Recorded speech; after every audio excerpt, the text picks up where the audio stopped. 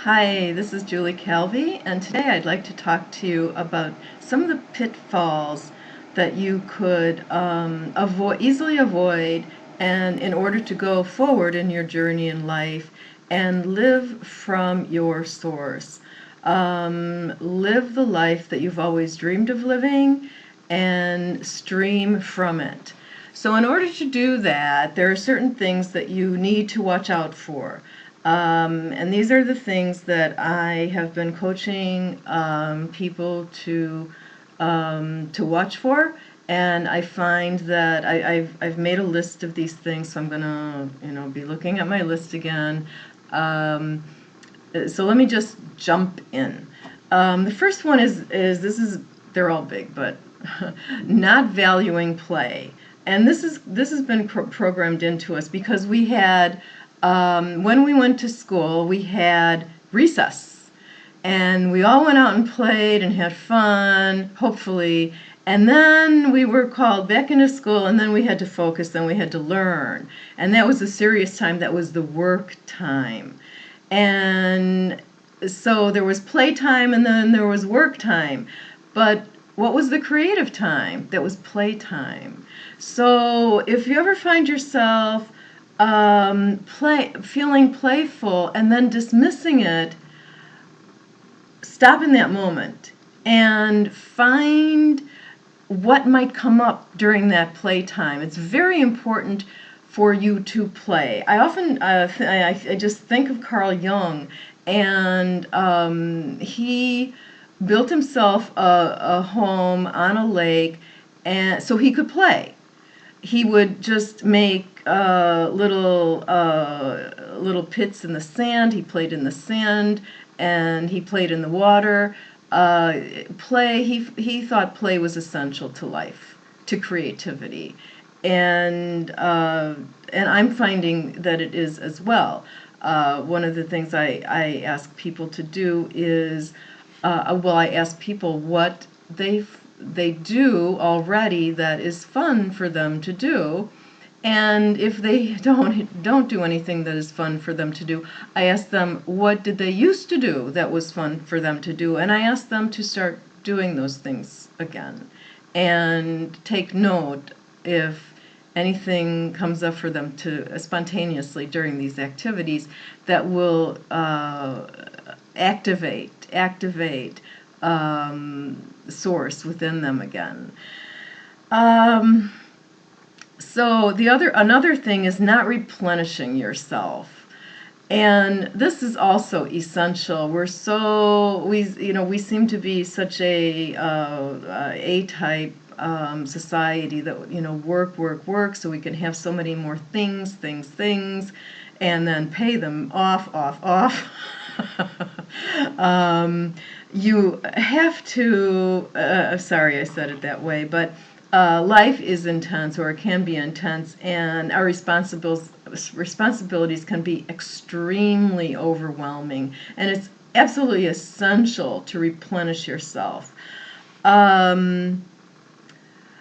me look at my notes a second.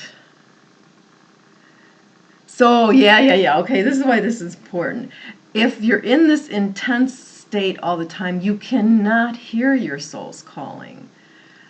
Unless you take time out for yourself, and you're in this almost like, you don't have to be on the brink all the time, but you simply cannot hear your soul's calling.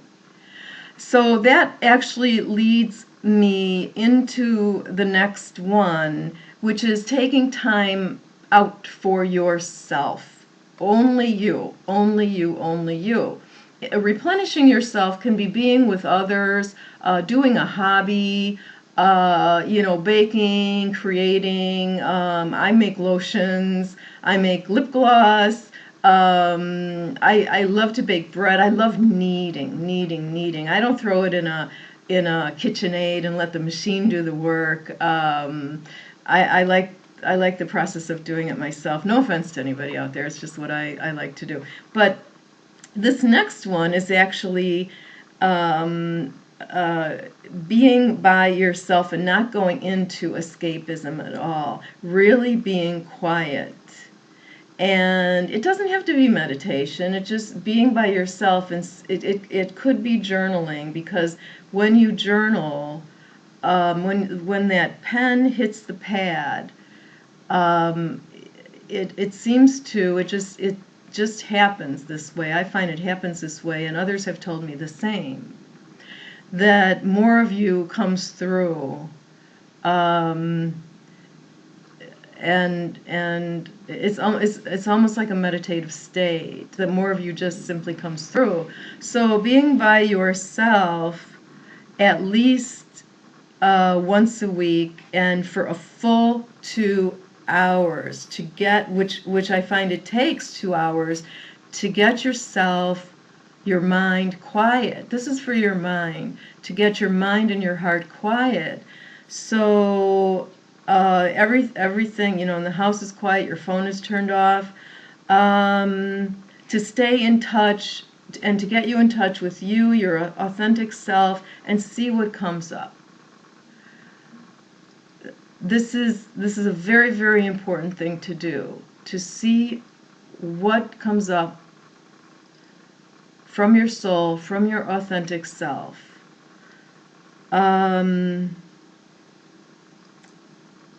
So that you can really enjoy life from you.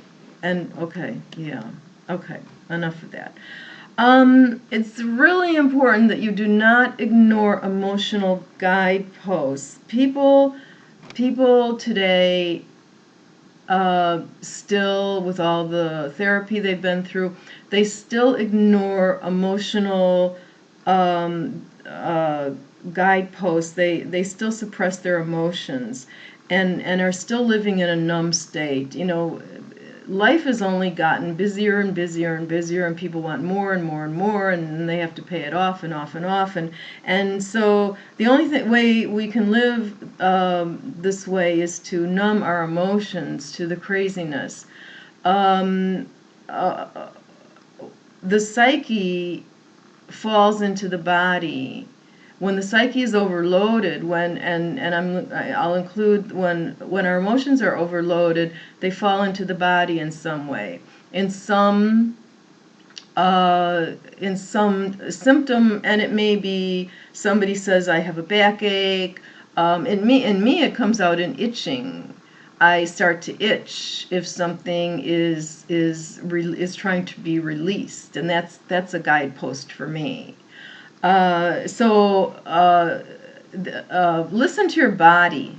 Always, always, always listen to your body. If your body's trying to tell you something, it may be like, chest pain. Chest pain is famous for being an emotional guidepost. I don't know, I have no idea what the percentage is, but I know that many times when people go to the emergency room with chest pain, they're sent home being told it was a panic attack. So listen to these things, and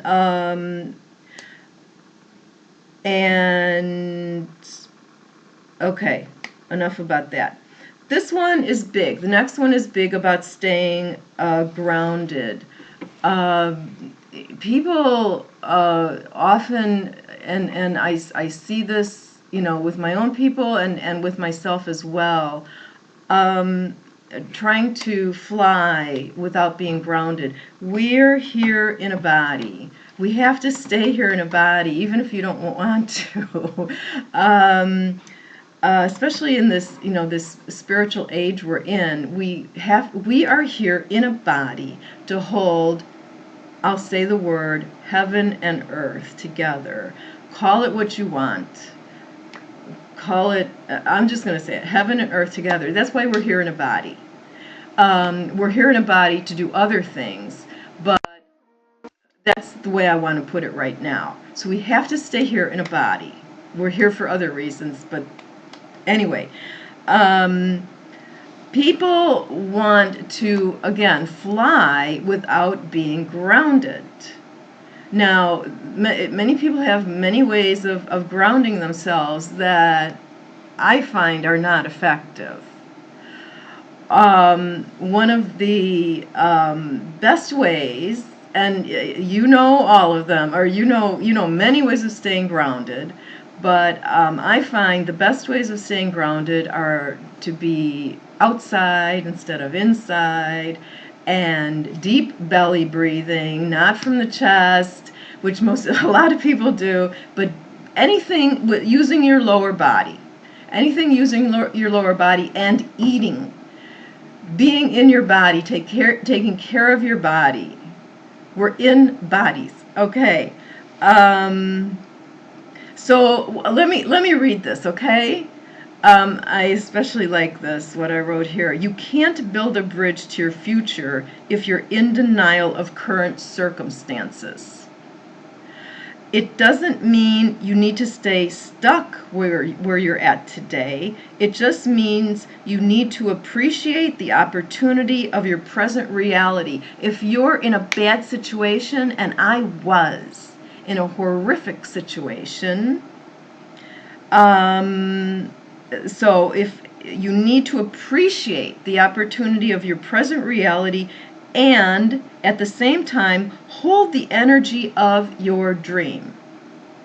At the same time, the now is the only thing that's real.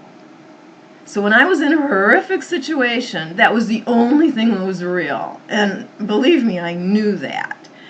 The trick is to resonate the vibration of your future. Now, that's not dreaming about it, hoping about it, but resonate the dream of your future while still staying in, not being in dreamland. And this is something I really guide people to do. There's a way to do this that's not, there's just a way to do it. Okay. And this way you can take there's a way to do this so that you can take the next step. What can I do now in order to be in this place in the future? What can I do now? Okay, I hope you get that one, because it's important. The other one is failure to take any action.